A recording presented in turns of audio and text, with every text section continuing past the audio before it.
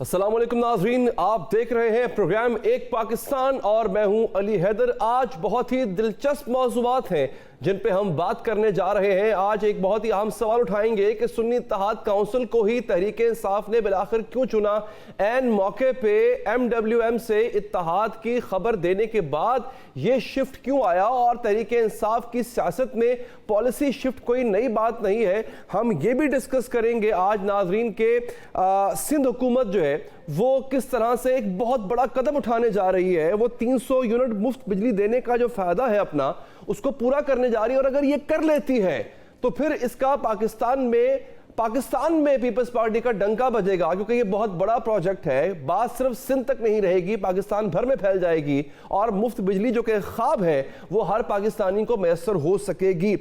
और आखिर में जिससे हम इंशाअल्लाह अपने प्रोग्राम का आगाज करने जा रहे हैं कि तहरीक इंसाफ ने पिछले 7 दिनों में ये 3 बार अपना बयानिया क्यों बदला है, अपना पॉलिसी शिफ्ट क्यों किया है। नाज़रीन, सियासत जंगो जदल नहीं, मुकालमे का नाम है। सियासी फैसले मैदान में नहीं मेज पर ही अंजाम पाते हैं, लेकिन तहरीक इंसाफ ये सियासी फलसफा समझने को तैयार नहीं है। एक रोज पहले वजीर आजम शहबाज शरीफ से वजीर आला खैबर पख्तूनख्वा अली अमीन गंडापुर की गर्म जोश मुसाफा हुआ है, खुशगवार नशिस्त हुई है और मुस्कुराहटों के तबादले से उम्मीद बंधी कि महीनों पर मुहित नफरत अंगेज सियासत का अलाव बुझेगा और मफाहमत के शगुफे फूटेंगे। अली अमीन गंडापुर ने न सिर्फ शहबाज शरीफ से दिल की बातें कहीं बल्कि मुश्तरका प्रेस कॉन्फ्रेंस के बाद एहसन इकबाल को गले भी मिले और अमीर मकाम से हाथ भी मिलाया। PTI रहनुमा बैरिस्टर गौहर अली खान ने भी एक दिन पहले बर्फ पिघलने की खुशखबरी दी थी, लेकिन 24 घंटे भी नहीं बीते कि हाथ मिलाने, गले मिलने और पहलू ब पहलू बैठने के सब अरमान जज्बात में बह गए और अली अमीन गंडापुर के बरक्स PTI के कदरे नरम मिजाज रहनुमा असद कैसर भड़क उठे, जोश खिताबत में इतने तल्ख हो गए कि तबले जंग ही बजा दिया और मफाहमत के बजाय मज़ाहमत की धमकी दे डाली।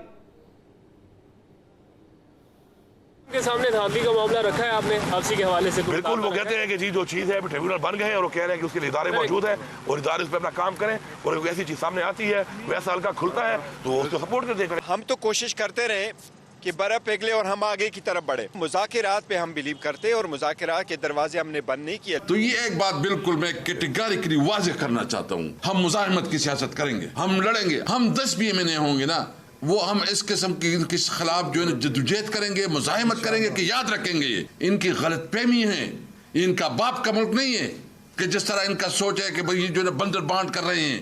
इस मुल्क को किसी कानून और आइन के मुताबिक चलना है। ये बनाना रिपब्लिक आप बना रही हैं, ये आपको याद रखें, ये बनाना रिपब्लिक आपके गले पड़ेगा।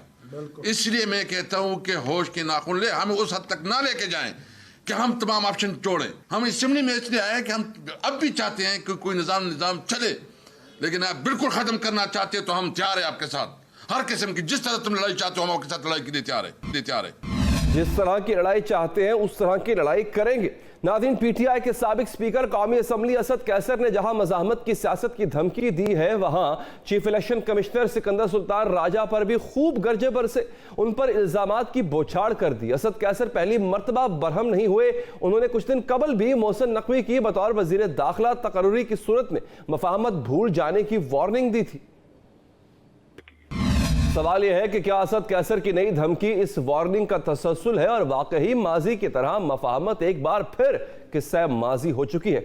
सवाल यह भी है कि असद कैसर किसकी जुबान बोल रहे हैं। क्या ये बानी PTI का बयानिया है कि वो भी एक रोज पहले खबरदार कर चुके कि पाकिस्तान में श्रीलंका वाला काम होने जा रहा है, यानी महंगाई में इजाफा होगा और आवाम बाहर निकलेंगे। सवाल यह भी है कि अगर ये बानी PTI का बयानिया है तो क्या PTI अंदरूनी इंतशार का शिकार है और वहां मफाहमत और मज़ाहमत के हवाले से 2 आरा पाई जाती हैं। क्या मज़ाहमत ग्रुप को बानी PTI की आशीर्वाद हासिल है और एक बार फिर एहतजाजी सियासत शुरू और KPK से वफाक पर लश्कर कशी होने वाली है। बात करेंगे इसी हवाले से, सवाल हमारे पास बहुत हैं, जवाब लेंगे। तहरीक इंसाफ के रहनुमा तैमूर झगड़ा साहब हमारे साथ मौजूद होंगे और तैमूर झगड़ा साहब का खुद भी एक झगड़ा चल रहा है जनाब वज़ीर आला KPK अली अमीन गंडापुर से, उस बाबत भी उनसे बात की जाएगी और पूछा जाएगा कि आखिर तहरीक इंसाफ क्या बार बार पॉलिसी बयान बदल रही है या फिर पॉलिसी बयान को लेकर के तहरीक इंसाफ के अंदर इत्तफाक नहीं पाया जाता है। और सबसे बढ़ के ये जो पहला सवाल मेरा था कि इनमें से किस बयानिए को चेयरमैन तहरीक-ए-इंसाफ की हिमायत हासिल है। तारीख पे नजर दौड़ाएं, चेयरमैन तहरीक-ए-इंसाफ के अगर मिजाज को देखें तो यकीनी तौर पे कहा जा सकता है कि मज़ाहमती बयानियों को गालिबन चेयरमैन तहरीक-ए-इंसाफ की हिमायत हासिल होगी। लेकिन देखना यह है कि अली अमीन गंडापुर भी मज़ाहमत का सहारा रहे हैं, लेकिन वो अगर मफाहमत की बात कर रहे हैं तो इसके पीछे क्या स्ट्रैटेजी है, इसके पीछे क्या जो पॉलिसी है वो अमल पैरा हो सकती है। यहाँ पर एक मुख्तसर वक्फा लेंगे नाज़रीन, वक्फे के बाद तहरीक-ए-इंसाफ के रहनुमा से ये तमाम सवाल पूछेंगे।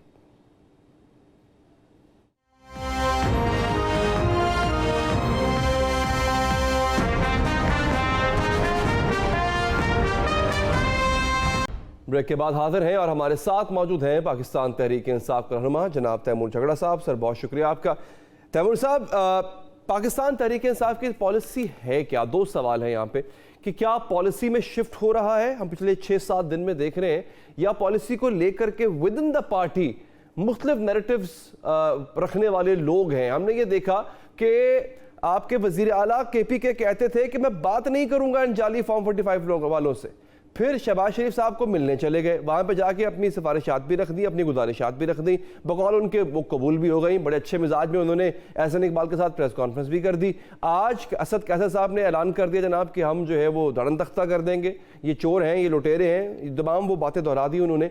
सवाल ये है कि आप करना क्या चाह रहे हैं? आप लड़ना चाह रहे हैं, आप मतलब सियासी लड़ाई की बात कर रहा हूँ, या आप मफाहमत के रास्ते पे चलेंगे, आप खुद को मेलो डाउन करेंगे, आप थोड़ा ईज लेकर आएंगे सर सियासी टेंशन के अंदर?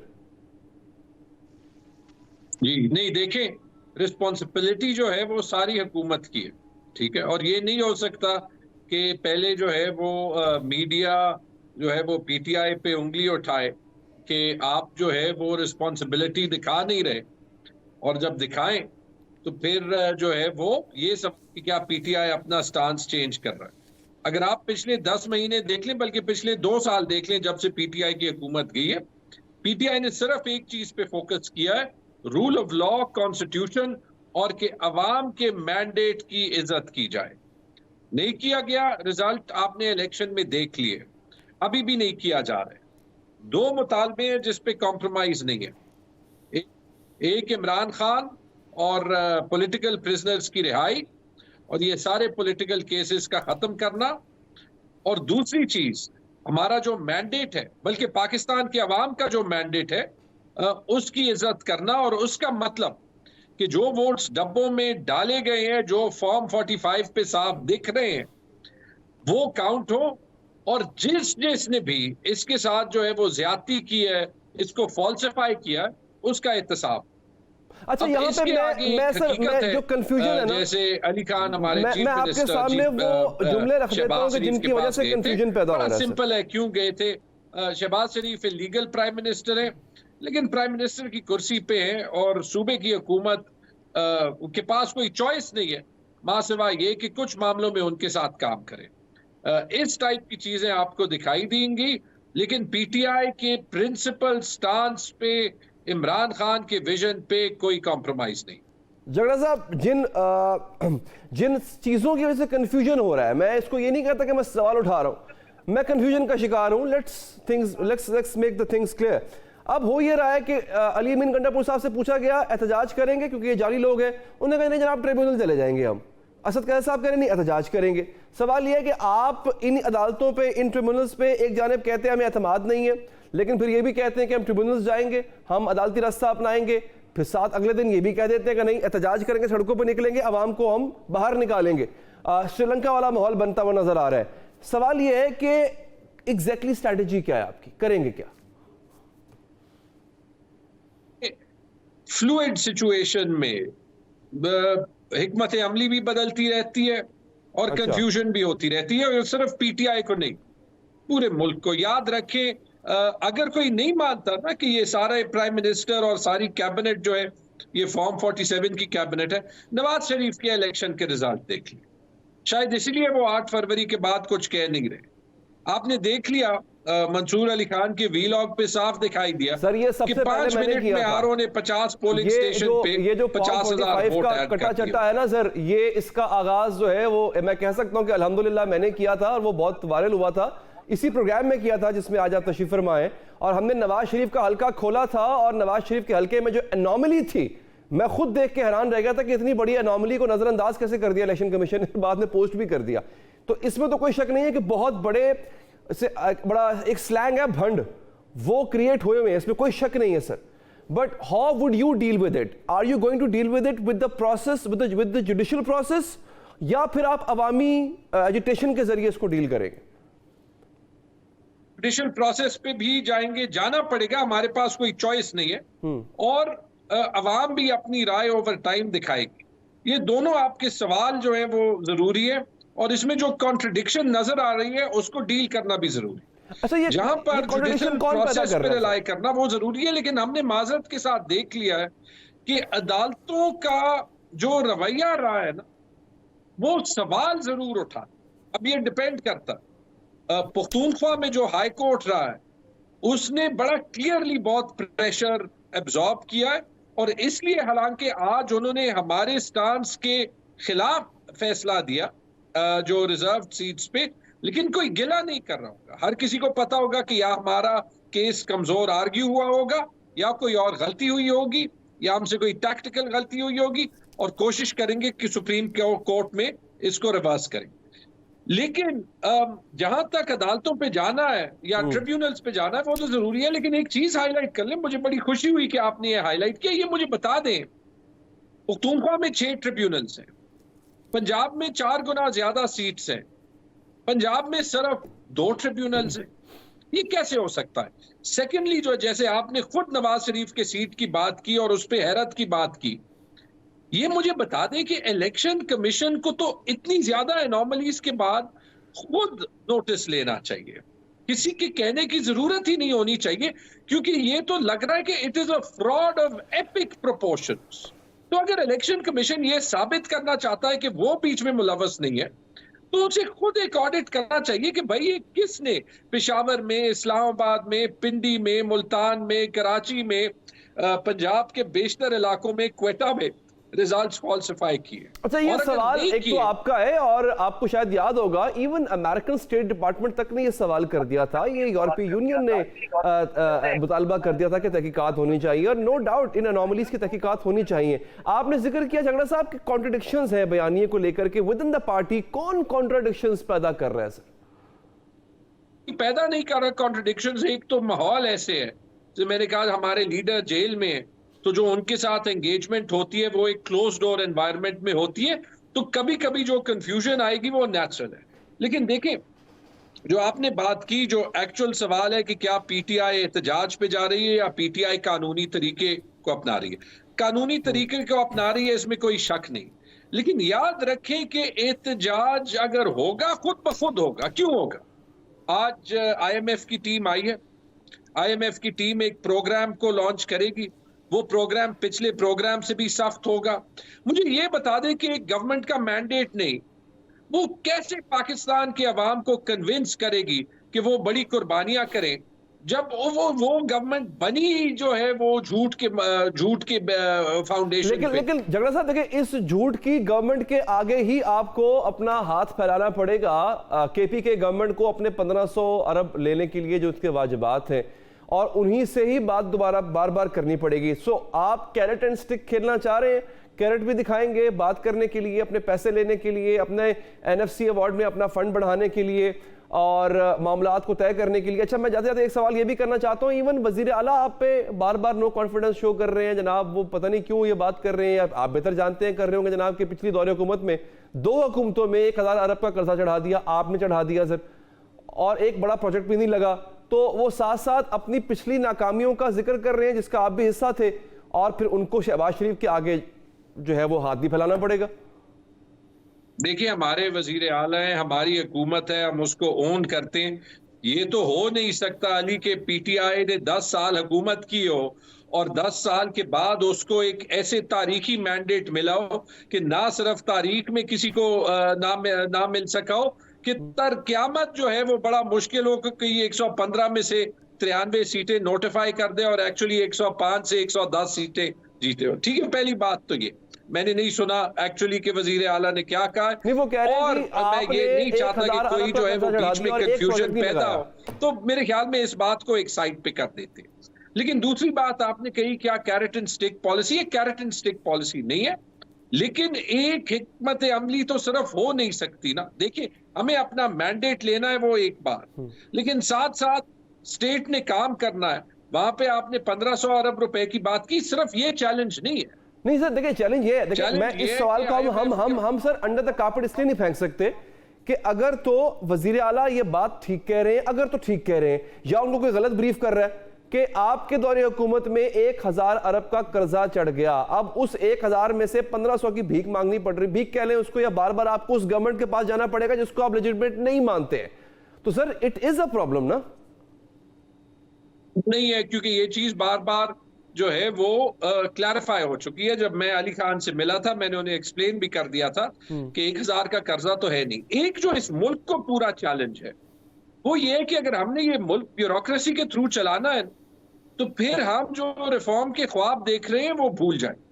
अगर किसी ने झूठा जो है वो कर्जे का फिगर किसी को दिखाया हो तो मेरे ख्याल में उससे पता चलता है कि ब्यूरोक्रेसी में कितनी ज्यादा रिफॉर्म की जरूरत है, क्योंकि मैंने उनको खुद तो सर जब आपने क्लैरिफाई कर दिया वेबसाइट पे फिगर्स तो दिखा दिए, अहल होना चाहिए था वजारत खजाना का, क्यों नहीं बात सुन लेना, बात सुन ले, दिखा दिए थे कि कर्जा जो है वो 1 साल की डिवैल्यूएशन के बाद 530 अरब रुपए है। ठीक है, बाकी जो अली खान का एक राइट है कि वो अपनी टीम खड़ी कर दे, उन्होंने अपनी टीम खड़ी कर दी और हम सब उनके सपोर्ट के लिए रेडी है। लेकिन जो चैलेंज जो है वो पीटीआई का इंटरनल नहीं है, चैलेंज पाकिस्तान का है। और जो पाकिस्तान का चैलेंज है एक फ्रॉड हुकूमत के साथ, पाकिस्तान का एक एग्जिस्टेंशियल इकोनॉमिक क्राइसिस जिसमें अवाम से कहा जा रहा है कि आपके वोट की कोई इज्जत नहीं है और आप जो है वो सैक्रिफाइस करें। ये मुझे लगता है कि जो कर रहा है ना वो पिछताएगा जरूर। जिस तरीके से नवाज शरीफ को लाया गया, रेड कार्पेट्स बिछाई गई, लेकिन इतनी धांधली के बावजूद उन्हें सिर्फ 70 सीट दे दिए गए या 70 सीट वो हासिल कर सके। ये पाकिस्तान के ठीक करने का जो है वो नुस्खा हो नहीं सकता। आखिरी चीज मैं ये जरूर कहूंगा, छोड़ दे एक साइड को, कर दे पीटीआई को किस पार्टी से वाबस्तगी है या नहीं है। अगर इस टाइप के इलेक्टोरल फ्रॉड को हम मान लेना, जहां पे एक आरओ कागज पे एक नंबर के साथ किसी के वोट ज्यादा कर दे, किसी के कम कर दे, फिर पाकिस्तान के आईन में से ये शिक निकाल दे कि Pakistan will be a democracy run by the chosen representatives of the people. क्योंकि इसके बाद आरओ खुद बोलियां लगाएंगे और सियासतदान सिर्फ आएंगे वो जो ये समझते हैं कि इलेक्शन उनका शुरू होगा इलेक्शन के दिन 5 बजे के बाद। और इससे ज्यादा जुल्म पाकिस्तान के गवर्नेंस सिस्टम के साथ हो नहीं सकता। ये हमारी एक कलेक्टिव रिस्पॉन्सिबिलिटी होनी चाहिए कि इस इलेक्टोरल फ्रॉड को हम हर हाल में ठीक करें। ठीक है झगड़ा साहब, बहुत बहुत मशकूर हूं कि आपने हमारे प्रोग्राम के लिए वक्त निकाला, आपका बहुत शुक्रिया। आगे बढ़ेंगे नाज़रीन। तहरीक इंसाफ के आजाद उम्मीदवारों की सुन्नी इत्तेहाद काउंसिल में शमूलियत का फैसला पार्टी के गले पड़ चुका है। मखसूस नशिस्तों के लिए सुन्नी इत्तेहाद काउंसिल की दरख्वास्त पेशावर हाई कोर्ट ने भी खारिज कर दी है और यह सवाल पैदा हो रहा है कि इतना अहम फैसला करते हुए तहरीक इंसाफ ने एहतियात क्यों ना बरती थी। इसके अलावा भी मजीद 6 सवाल पैदा होते हैं, लेकिन इनके जिक्र से पहले आज की कार्रवाई का अहवाल आपको बताऊंगा। जस्टिस इश्तियाक इब्राहिम की सरबराही में पेशावर हाई कोर्ट के 5 रुकनी बेंच ने केस की समाअत की। गुज़िश्ता रोज की समाअत में यह सवाल भी सामने आया था कि क्या सुन्नी इत्तेहाद काउंसिल को सियासी जमात कहा जा सकता है। इसके जवाब में बैरिस्टर अली जफर ने मौक़िफ़ अपनाया, सियासी जमात वो है जो रजिस्टर्ड है, इसके लिए इलेक्शन लड़ना जरूरी नहीं। अदालत ने पूछा, सियासी जमात सीटें जीतने के लिए ही तो इलेक्शन में हिस्सा लेती है। बैरिस्टर अली जफर ने जवाब दिया, सुन्नी इत्तेहाद काउंसिल के पास इंतखाबी निशान है और इलेक्शन लड़ने का अख्तियार। इलेक्शन कमीशन पार्लिमानी पार्टी और सियासी पार्टी में फर्क करते हुए अभान का शिकार हो रहा है। अदालत ने फिर पूछा, सुन्नी इत्तेहाद काउंसिल सियासी जमात कैसे बनी। पार्टी ने जनरल इलेक्शन इलेक्शन में कोई सीट नहीं जीती। इस पर बैरिस्टर अली जफर ने बताया कि सुन्नी इत्तेहाद काउंसिल ने इलेक्शन में हिस्सा नहीं लिया, कोई सीट नहीं ली, लेकिन बतौर सियासी पार्टी मौजूद है। बैरिस्टर अली जफर ने मजीद दलाइल देते हुए कहा, अगर किसी पार्टी ने इंतखाबात में हिस्सा नहीं लिया, 10 आज़ाद उम्मीदवार इस पार्टी में आ जाते हैं तो तादाद 10 ही होगी। इस पर अदालत ने रिमार्क्स दिए कि अगर आपके पास एक सीट भी नहीं तो आपको आज़ाद उम्मीदवार ज्वाइन नहीं कर सकते। अली जफर ने कहा कि आइन में यह पाबंदी नहीं है कि सियासी जमात सीट जीते या ना जीते, जबकि एडिशनल एडवोकेट जनरल ने कहा कि आज़ाद उम्मीदवारों की शमूलियत के बाद सुन्नी इत्तेहाद काउंसिल सियासी पार्टी से पार्लिमानी पार्टी बन गई है। जस्टिस सैयद अरशद अली के रिमार्क्स थे, मखसूस नशिस्तें तब मिलती हैं जब सियासी जमातों ने नशिस्तें जीती हों, और सुन्नी इत्तेहाद काउंसिल ने कोई नशिस्त जीती ही नहीं है। बैरिस्टर अली जफर ने जवाब दिया कि जब आज़ाद उम्मीदवारों ने शमूलियत इख्तियार की तो ये नशिस्तें सुन्नी इत्तेहाद काउंसिल की हो गई। इस पर अदालत ने रिमार्क्स दिए कि कानून में लफ्ज सिक्योर आया है, सुन्नी इत्तेहाद काउंसिल ने नशिस्तें सिक्योर नहीं की।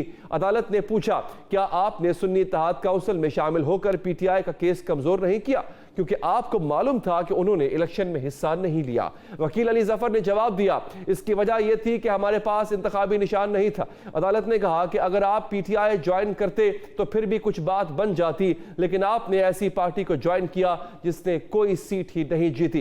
बैरिस्टर अली जफर ने यह भी कहा कि जो जितनी सीटें जीते उसको उसी तनासुब से मखसूस नशिस्तें मिलेंगी। ऐसा नहीं हो सकता कि दूसरी जमातों की नशिस्तें बढ़ा दी जाएं। इस पर जस्टिस इश्तियाक इब्राहिम ने रिमार्क्स दिए कि अगर ये सीटें नहीं दी गई तो पार्लियामेंट पूरी नहीं होगी। बैरिस्टर अली जफर ने कहा कि यह नहीं लिखा कि मखसूस नशिस्तों के लिए फहरिस्त दोबारा नहीं दी जा सकती। अदालत ने रिमार्क्स दिए, जो पार्टियां इलेक्शन में हिस्सा नहीं लेती उनका हक नहीं बनता, जीरो के साथ जो भी जमा करे वो जीरो ही होता है। समाअत के दौरान यह बहस भी हुई कि 2018 में बलूचिस्तान अवामी पार्टी ने मखसूस नशिस्तों के लिए फहरिस्त बाद में जमा कराई तो भी इसे नशिस्तें मिल गई थी। इसके जवाब में अदालत ने कहा कि बलूचिस्तान अवामी पार्टी ने नशिस्तें जीती थी और कानून में जो लफ्ज लिखे हैं वो ये है कि इंतखाबात में हिस्सा लेने वाले को नशिस्तें मिलेंगी। ये नहीं लिखा कि एक सियासी जमात बाहर बैठी हो और इंतजार करें कि आज़ाद उम्मीदवार आकर उसे ज्वाइन करे।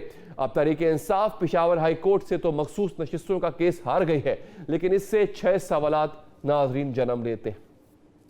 पहला सवाल कि सबसे अहम सवाल यह है कि तहरीक इंसाफ से सिर्फ इंतखाबी निशान छीना था, वो बतौर एक सियासी जमात इलेक्शन कमीशन के पास रजिस्टर्ड थी, फिर इसके आज़ाद अरकान तहरीक इंसाफ में ही क्यों शामिल न हुए?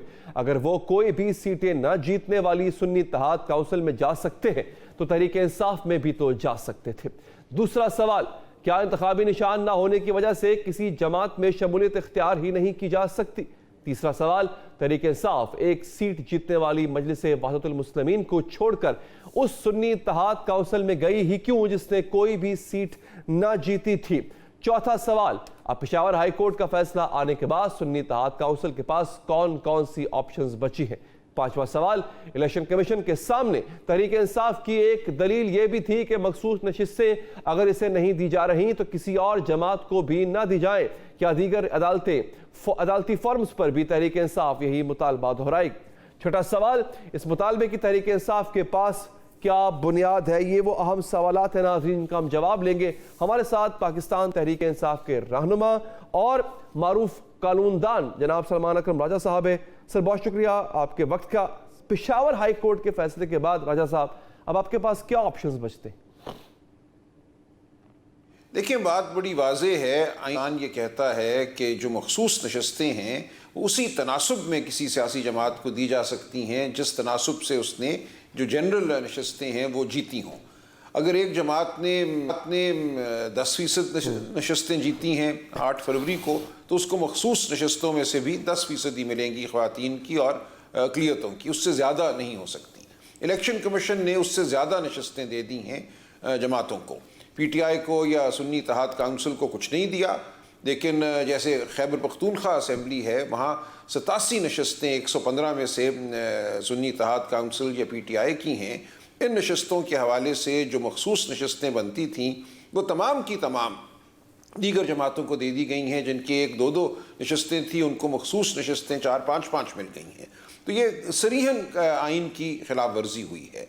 अब इस खिलाफ वर्जी को रोकने के लिए अदालत के पास इख्तियार था।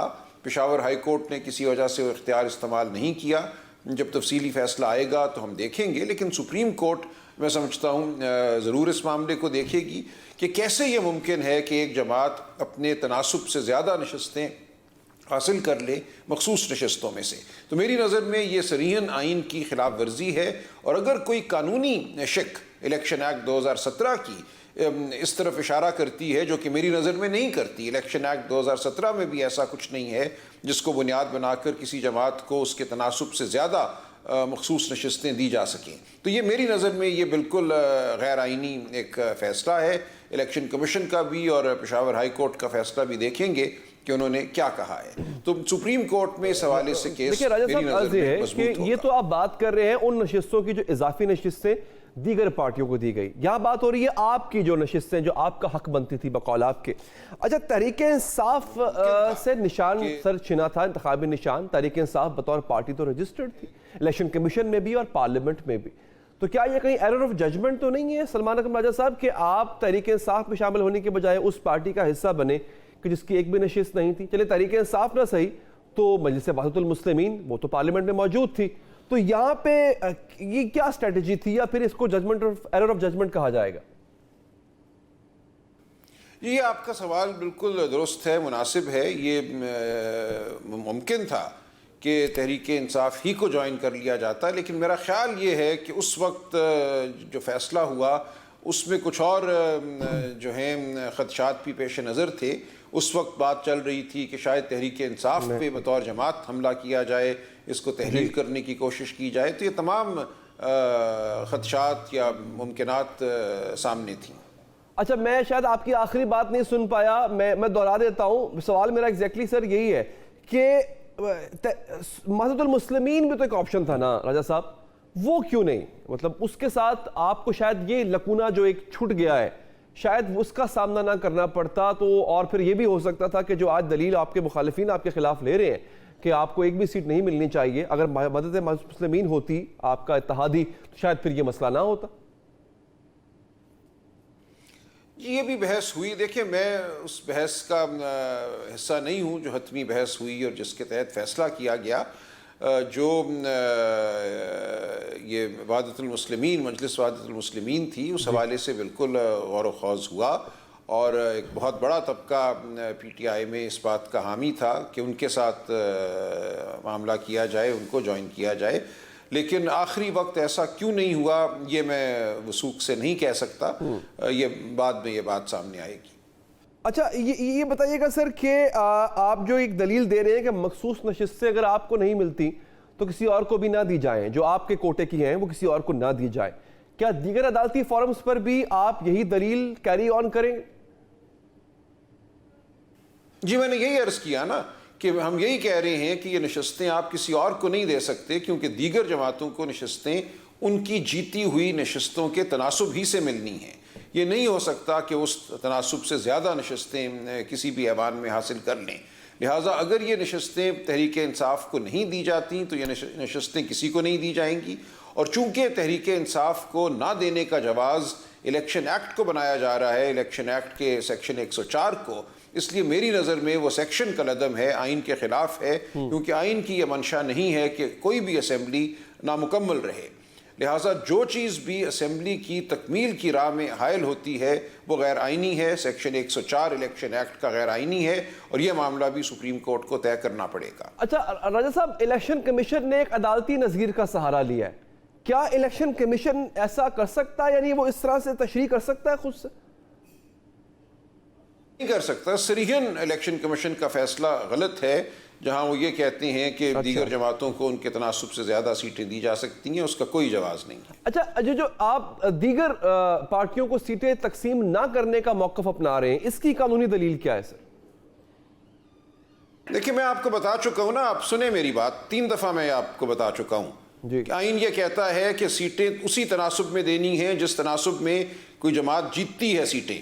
अगर उस तनासुब से दें सीटें तो फिर कुछ सीटें खाली रह जाएंगी अगर तहरीक इंसाफ को या सुन्नी इत्तेहाद काउंसिल को नहीं दी जाती, और वो खाली रखने का जवाज़ जो है वो इलेक्शन एक्ट 2017 का सेक्शन 104 है।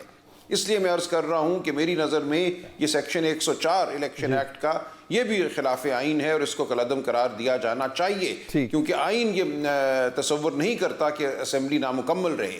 इस वक्त असेंबली की तकमील की राह में इलेक्शन एक्ट का सेक्शन 104 हायल है। अच्छा चलिए ठीक है, आपने अच्छा किया, आपने इसकी आपने वजाहत कर दी। अच्छा, जो आपकी इलेक्शंस के हवाले से फॉर्म 45, 47 फिर इलेक्शन को डिले किया जाना, इस हवाले से जो आपकी शिकायत थी इलेक्शन ट्रिब्यूनल्स में आपकी शिकायत थी, वो कहां तक पहुंची हैं? दायर हो रही है मुकदमा, अगले चंद दिनों में दायर हो जाएंगे, मेरा मुकदमा भी दायर हो जाएगा। और सर ये प्रोसेस कितना तवील होगा, मतलब कितना वक्त लग सकता है इन शिकायत पे मजीद? जी इसमें देर लगती है, हम कोशिश करेंगे, अदालतों से हम ये तवक्को करेंगे कि कानून में जो वक्त दिया गया है 4 माह का, उस वक्त के अंदर ये फैसले हों, लेकिन आगे हम चल के देखेंगे कि अदालतों का रवैया क्या होता है। चले राजा साहब, बहुत बहुत शुक्रिया सर कि आपने हमारे प्रोग्राम के लिए वक्त निकाला। आगे बढ़ेंगे नाज़रीन। सिंध हुकूमत में 300 यूनिट बिजली मुफ्त देने का मंसूबा। सिंध हुकूमत ने इंतखाबात के दौरान आवाम को 300 यूनिट बिजली मुफ्त देने के मंसूबे का आगाज कर दिया।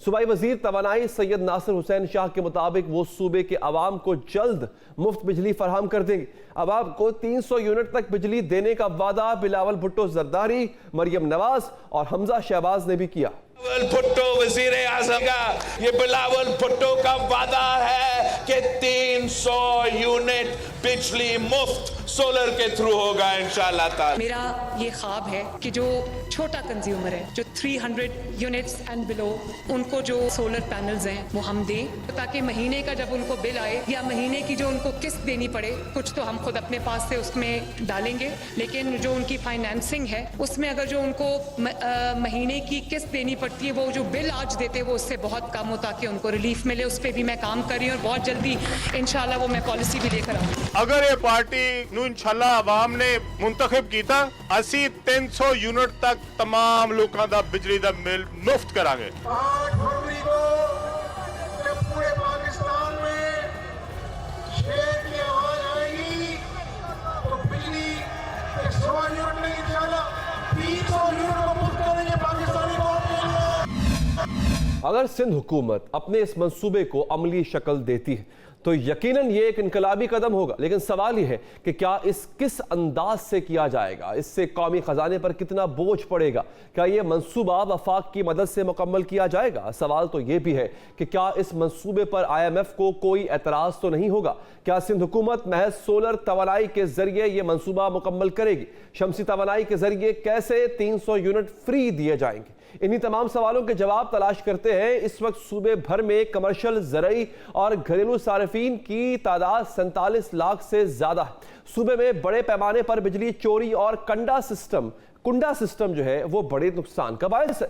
इस नुकसान के बाद अगर मजीद सार्फिन को मुफ्त बिजली दी जाती है तो मामलात काबू से बाहर हो जाएंगे, क्योंकि इस वक्त मुल्क का तवानाई सेक्टर में गर्दशी कर्जा 2700 अरब हो चुका है।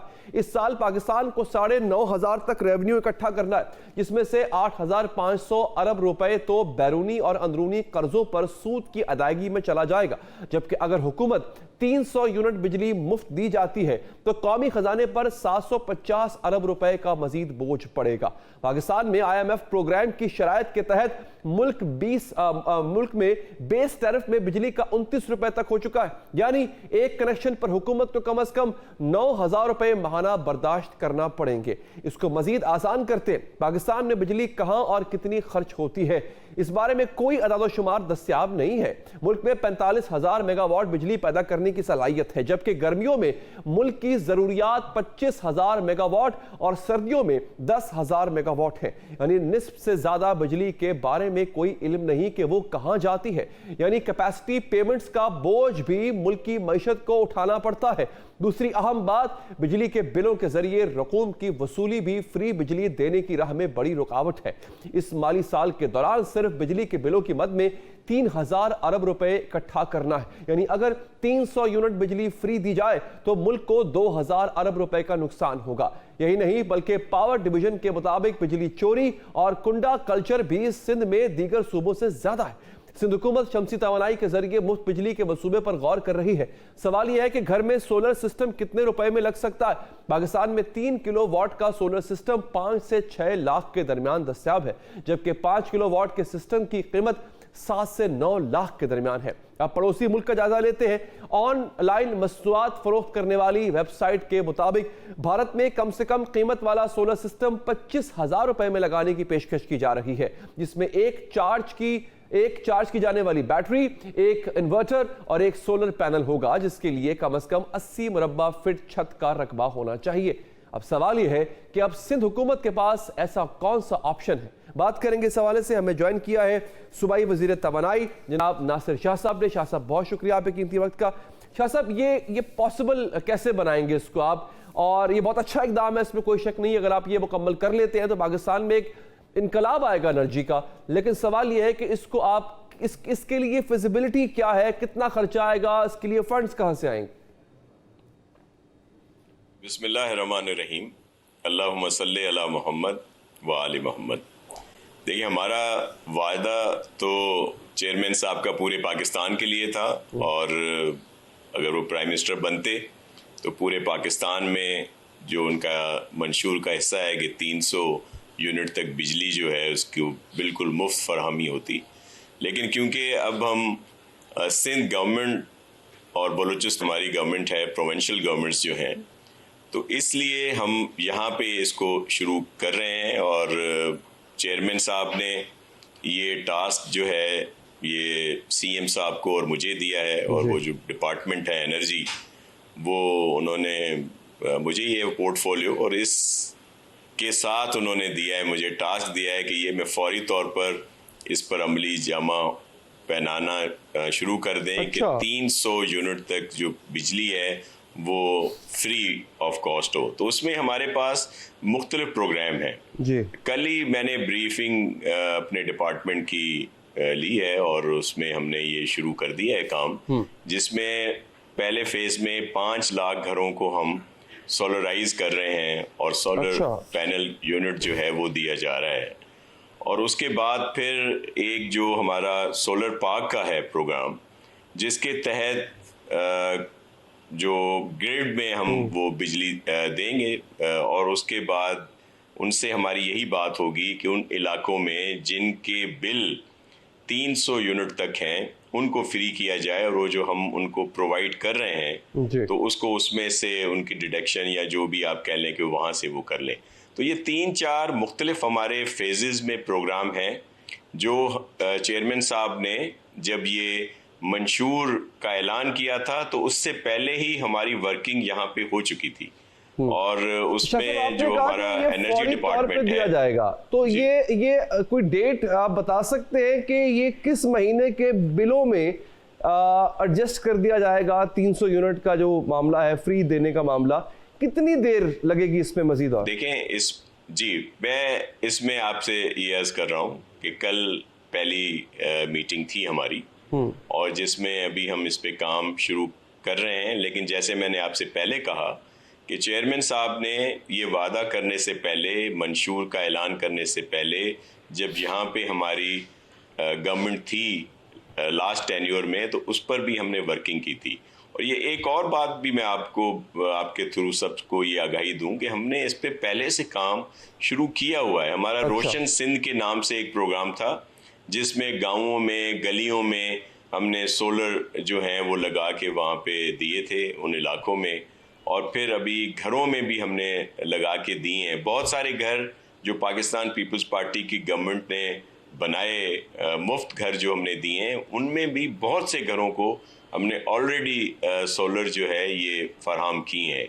तो अब ये क्योंकि बड़े पैमाने पे है, तो इसलिए हमने 3 जो फ्लैगशिप हमारे प्रोग्राम हैं उनको हम शुरू करने जा रहे हैं। लेकिन इसमें थोड़ा सा टाइम ज़रूर लगेगा। मैं कोई एक डेट दे दूं कि अगले महीने 3 माह में, थोड़ा टाइम ज़रूर लगेगा, लेकिन ये शुरू हो जाएंगे। पहला जो फेज़ है उसमें जैसे मैंने आपसे कहा कि 5 लाख घरों तक जो इस वक्त भी बिजली से महरूम है, वहाँ पे ये सोलर पैनल और दीगर लगा के देंगे, जिसमें लाइट होंगी, पंखे चला सकेंगे, फिर 1-2 और चीज़ जो घर के उसमें होती है, इस्तेमाल में आती है, वो चीज़ें होंगी। और जो सोलर पार्क होगा और जिससे हम ये बनाएंगे बिजली, वो जब हम नेशनल ग्रिड में देंगे, उसका फ़ायदा जो है वो होगा उन घर हाउस होल्ड्स को जिनकी बिजली जो है, जिनके जो यूनिट्स हैं वो 300 के अंदर अंदर। और ओवरऑल शाह साहब, अगर आप और इंशाअल्लाह आप इस प्रोजेक्ट को मुकम्मल कर लेंगे, अगर ये मुकम्मल हो जाता है तो जो नेशनल एक्सचेकर है हमारा, जिसमें सर्कुलर डेट एक बहुत बड़ा मसला है, उस पर भी बड़ा फर्क पड़ेगा, बोझ कम हो जाएगा उसका। अच्छा ये बताइएगा सर कि इसका एक तो आगाज कहाँ से करने जा रहे हैं हम, कराची से करने जा रहे हैं क्या? दूसरा ये कि ये 5 लाख घर जो है आपका, ये आप सब्सिडी नहीं दे रहे हैं, आपका टोटल मंसूबा ये है कि ये जितनी भी रियायत आपने देनी है इसको सोलर के जरिए दिया जाए, सोलर पैनल के जरिए, और सोलर एनर्जी के जरिए बिजली पैदा करके दिया जाए, और कोई अल्टरनेटिव आप यूज नहीं कर रहे हैं इसके अलावा? देखें, हमारे यहाँ तो एक काफ़ी अरसे से यहाँ पे हमारे प्लांट लगे हुए हैं, जिसमें विंड प्रोग्राम भी हैं हमारे, सोलर भी है, और फिर दीगर जो उन पर भी हम जाएंगे, लेकिन सबको ये फरहमी होगी।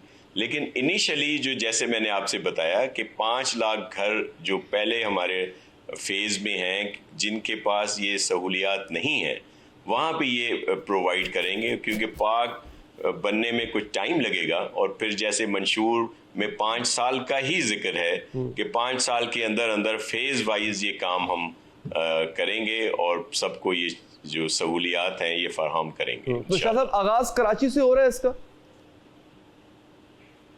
जी, मुख्तलिफ जगहों पे, पहले जहाँ पे नहीं है ये फैसिलिटी वहाँ पे ये दी जाएगी, कराची भी, और फिर ख़ास तौर पर हमारे वो देखें गवर्नमेंट के प्रोग्राम होते हैं कि विलेज इलेक्ट्रिफिकेशन, जिस पे पूरा एक तरीक़ेकार होता है जी, पोल लगाए जाते हैं, उसमें फिर पूरी वायरिंग होती है, फिर और भी चीज़ें उसमें काम, ट्रांसफार्मर होते हैं, दीगर चीज़ें लगाई जाती हैं, जिसपे एक बड़ा ख़र्चा आता है। तो हम उस खर्चे को भी बचा रहे हैं, और वो जो फंड्स उसके लिए एलोकेट हुए हैं उनको हम सोलर के उसमें लेके जा रहे हैं, ताकि उन घरों को सोलराइज कर दिया जाए और सोलर लगा के दिए जाएं, ताकि एक तो बिलों से उनकी जान छूटे, और वो जो गवर्नमेंट का खर्चा है वो उन पोलों पे, वो पूरा इंफ्रास्ट्रक्चर जो बनाना पड़ता है, क्योंकि बहुत सारे घर, क्योंकि सिंध में देहात भी हैं, कच्चे का इलाका है, रेगिस्तानी इलाका है, जहाँ पे इस वक्त भी बहुत सारे जो गांव हैं, जो इलाके हैं, वो बिजली से महरूम हैं। तो वो जो एक, वो भी इसमें में हम प्लान में शामिल किया है, और दीगर जो घर जो इस तरह के इलाकों में हैं, जो कम बिजली इस्तेमाल करते हैं, उनके लिए भी ये प्रोग्राम है। अच्छा शाह साहब, इसकी फंडिंग कहाँ से होगी? सूबा बर्दाश्त करेगा इसकी फंडिंग या वफाक मदद करेगा इसमें? देखें, वैसे तो सबको मिलके करना है, वफाक भी उसमें ज़रूर हमें सपोर्ट करेगा, लेकिन ये जो प्लान मैंने आपको बताए हैं, इसके लिए हमने ऑलरेडी काम शुरू कर दिया है, जिसमें सिंध गवर्नमेंट और फिर वर्ल्ड बैंक, एशियन बैंक और दीगर डोनर्स और दीगर उन लोगों के साथ भी हमारे एग्रीमेंट हो चुके हैं। और मैंने आपसे कहा ना कि चेयरमैन साहब ने कोई ऐसे ही ऐलान नहीं किया था, उन्होंने जो जो बात बोली है बिलावल साहब ने, उसको थोड़ा बहुत पहले हम यहाँ पे इम्प्लीमेंट कर चुके हैं, और उसके बाद ही उन्होंने ये बात जो है कही है। डोनर कौन है? मतलब कोई इंटरनेशनल इन्वेस्टर है, कोई लोकल डोनर्स हैं, प्राइवेट्स हैं, कंपनीज हैं, इंडिविजुअल्स हैं, वो उसकी कुछ तफसील बता सकते हैं? जी जी जी, मैं देखिए, ये तो वर्ल्ड बैंक और एशियन बैंक के प्रोग्राम, फिर जो हमारा अपना है फंड्स जो हैं सिंध गवर्नमेंट के, वो भी हमने इसके लिए मुख्तस किए हैं। और फिर जैसे मैंने आपको बताया कि इसमें बहुत सारे प्रोग्राम हैं, प्लान हैं, जिसमें प्राइवेट पब्लिक प्राइवेट पार्टनरशिप के तहत भी ये हम पार्क लगाने जा रहे हैं, और गवर्नमेंट खुद भी लगा रही है, और फिर ये जो डोनर एजेंसीज हैं उनके साथ मिलकर भी लगा रहे हैं। एक कदगन ज़रूर है, क्योंकि फेडरल गवर्नमेंट के पास पॉलिसी थी कि वो हमें बड़े पैमाने पे इसकी पहले परमिशन नहीं दे रहे थे, तो अब जो परमिशन मिली है वो 50 वाट तक है, तो उसके तो शुरू में हम ये पार्क लगा रहे हैं, सोलर पार्क जो लगा रहे हैं, और फिर कुछ विंड जो कॉरिडोर है हमारा, वहाँ से भी हम मदद लेंगे। तो प्रोग्राम है, और इंशाल्लाह आपको इस पर अमल करके दिखाएंगे। अच्छा शाह साहब, कराची इलेक्ट्रिक जैसी कंपनियां जो हैं वो क्यों आपसे या सार्फिन से जो बिजली वो सोलर की मदद से पैदा कर रहे होंगे, वो क्यों खरीदेगी? क्योंकि इससे तो उनको नुकसान है। तो ऐसी कंपनी शहरी सिंध में जिनको ये जो बिजली खुद प्रोड्यूस करती हैं अपनी, वो क्या उनकी मुखालफत का सामना नहीं करना पड़ेगा आपको?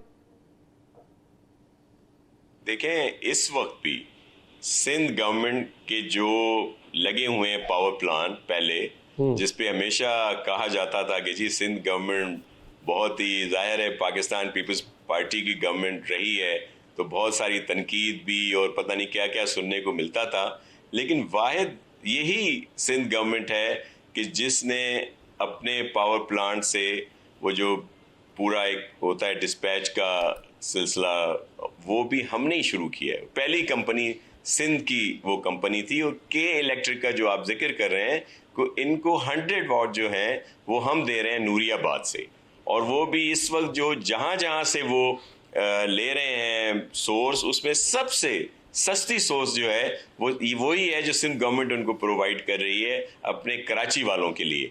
तो ये जिसको भी हम देंगे तो उससे उसको यही होगा कि वो जो पैसे उन्होंने हमें देने हैं वो उस मद में अपना लाएं जिनके यूनिट जो हैं वो 300 तक हैं जिनका बिल आता है।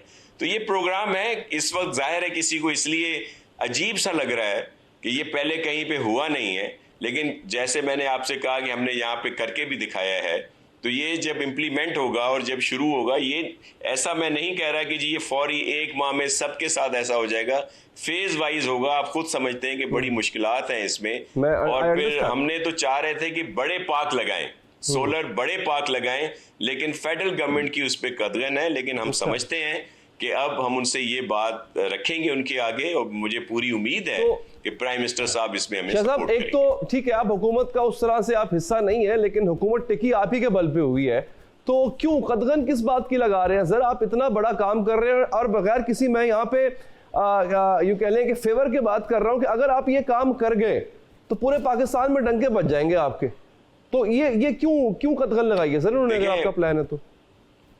देखें, ये मैंने आपसे कब कहा कि ये कदगन मियां शहबाज शरीफ साहब ने लगाई है या उनकी गवर्नमेंट ने लगाई है? ये उससे पहले जो पीटीआई की गवर्नमेंट थी उन्होंने हमें अलाउ नहीं किया था। अच्छा। लेकिन मैं इसलिए तो कह रहा हूं कि अब हमें पूरी उम्मीद है, और ये गरीबों का काम है, ये कोई हम अपने लिए या किसी के लिए कोई फेवर नहीं मांग रहे, ये उन लोगों के लिए है जो अफोर्ड नहीं कर सकते इस तरह की जो बिजली के बिल बढ़ रहे हैं, और इस पे आईएमएफ को भी कोई एतराज नहीं है। मेरा सवाल ही था, वो ये हम सब्सिडी नहीं दे रहे। हाँ, ये इसके बारे में बताइएगा। आईएमएफ क्लियर है इससे, उसको कोई मसला नहीं। देखें, आईएमएफ का क्या इशू है, एक तो वो टैक्सेशन जो है या दीगर जो इश्यूज हैं उन पे बात आती है। दूसरा वो ये कह रहे हैं कि जब हम आपको लोन देते हैं तो आप वो सारी चीजें सब्सिडी में दे देते हैं, और दीगर जिन कामों के लिए आपको दिया जाता है उस पर आप अमल नहीं करते। देखिए, हम उनका जो पैसा है वो इस पे नहीं लगा रहे, बल्कि वैसे जो हमारे फंड्स हैं जो वैसे ही हमने काम करना है, या उनको कम करके दीगर अखराजात को हम अगर उसमें से किसी को इस तरह का कोई प्रोजेक्ट देते हैं तो उस पर उनको कोई एतराज नहीं।